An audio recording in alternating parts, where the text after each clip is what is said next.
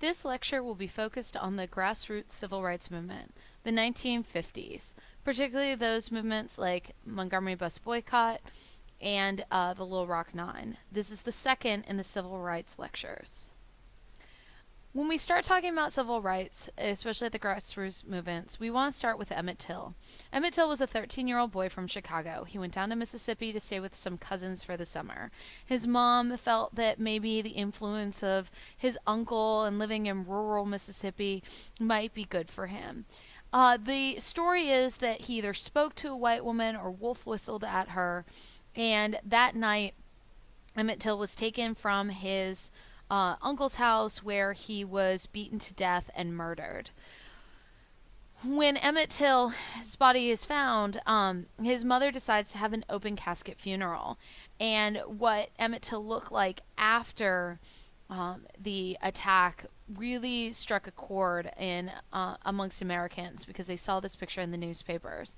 And you go from being that very handsome 13-year-old boy to being mutilated. And so as we move into some of the civil rights stuff that took place in the 1950s, remember that this is bringing the brutality of what's going on in the South to national attention. So we have our passive resistance, but also the fact that still African Americans in the South are being killed simply for looking at someone, saying something the wrong way, or even just taking the wrong job. And Emmett Till is a perfect example of that. Later, it'll be found out that the woman who accused him of sort of violating protocol actually had lied, and he had never done anything that should have caused his death. So when we talk about the start of this movement, in 1954, Brown versus Board of Education of Topeka, Kansas, was a Supreme Court case that overturned Plessy versus Ferguson. Remember, in the previous lecture, we talked about Plessy versus Ferguson establishing the protocol of separate but equal and allowing for Jim Crow laws. Now, Brown versus Board of Education wasn't focused on all public accommodations like Jim Crow laws were, but rather it was focused on the schools. And so Thurgood Marshall, who will later become the first African American Supreme Court justice, will argue and win this case.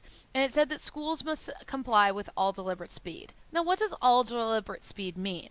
Some school systems found that to be within the next couple of years. Others said that they must do it carefully and cautiously to figure out how to integrate. And then you had school systems like those in Virginia that decided to do it as late as possible. And they were met with massive resistance, which is strong opposition. Some states, as I said, ignored the ruling or even defied it. There was a county in Virginia that will actually close their schools for 5 years in the 1970s rather than actually integrate. This is a picture of Linda Brown and her mother after the court made their decision. In 1955, Rosa Parks will be an African American woman who will refuse to give up her seat on a Montgomery bus to a white passenger. She'll be arrested for these actions, and it'll lead to a massive boycott. They refuse to ride on buses, and so they choose to walk or shop in their own neighborhoods, and it's going to last for over a year. Now, here's the thing. This was completely orchestrated. The local NAACP decided that they needed to have a boycott, that they needed to do something to sort of start this movement. And Rosa Parks, who was the vice president of the local chapter, volunteered. But others are going to get involved in order to make this movement gain national attention. Now, many were arrested for an illegal boycott, including their leader. You can see a picture here, all of them walking rather than taking the bus. And their leader, of course, was Martin Luther King Jr. Here's a picture of him being arrested. While the NAACP fought this in the courts, MLK's organization led the boycott. Now, his organization was called the Southern Christian Leadership Conference, or SCLC. It was formed by Martin Luther King and other heads of local churches in 1955. It supported a political and legislative agenda. They wanted two things. They wanted to end segregation and get blacks votes. Remember, African American males have had the right to vote since the 15th Amendment in the 1860s. Women have had the right to vote since 1920, but That doesn't mean that they have access to the polls. There's going to be a lot of things like literacy tests, poll taxes that we talked about in the previous lecture, as well as intimidation that's going to keep African Americans from voting in the South. And so, though they wanted to end segregation and grant civil rights, they also want to make sure that people have access to the ballot. They also, MLK embodied a philosophy of nonviolent direct action, passive resistance. He took the teachings from Gandhi and also Henry David Thoreau, that transcendentalist writer who talked about civil disobedience. He had a vision for a mass movement based on Christian tenets of love and understanding and on passive resistance and civil disobedience. He was arrested 30 times in his 38-year life. His house was bombed or nearly bombed several times, and he faced death threats constantly. But he believed that there was no going back. The buses ran nearly empty for almost a year, and after 464 days, success, the courts will overturn it, and the bus system will relent, and we have integration of the bus systems. 2 years later, we'll have our first integration of schools, the Little Rock Nine in 1957. Remember, desegregation of the schools came with Brown versus Board of Education, but the school systems had to actually do this. And Central High School in Little Rock, Arkansas will be the first to attempt this. But it becomes an issue of state versus federal government.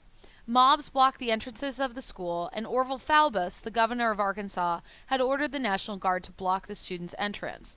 Now, Eisenhower, president at the time, didn't want to act on civil rights. He felt it was a state issue. But he also didn't feel that the states could violate a federal order. He believed that federal trumps state. And so he said that you cannot call the National Guard in to block federal legislation.